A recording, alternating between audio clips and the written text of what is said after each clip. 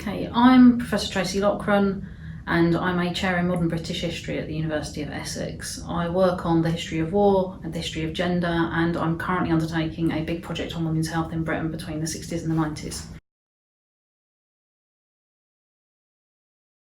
I started at Queen Mary in 1999. I transferred into my second year of university here, and that was doing a BA history.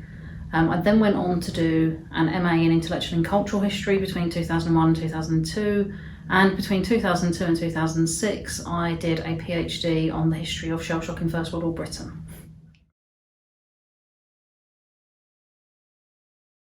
When I'm looking at MA applications, I'm looking for students who are enthusiastic, committed, and who know what the programme is about.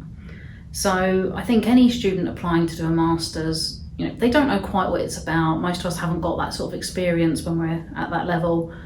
But if you're really interested in history, if you're really interested in taking it further, then that can come across in an application, and that's what really convinces admissions tutors that you will be capable of taking on that challenge.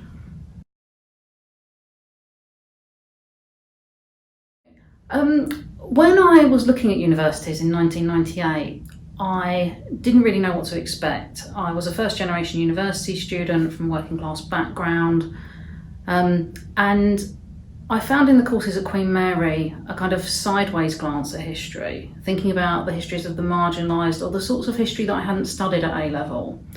So there was a lot of emphasis on the history of women, on the history of the working class.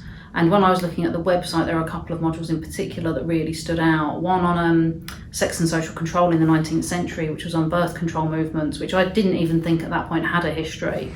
And one called Culture, Society and Transgression, which was on crime, madness and sexuality in the Victorian era, which was run by, as he was then, Dr. Daniel Pick, who later supervised my PhD.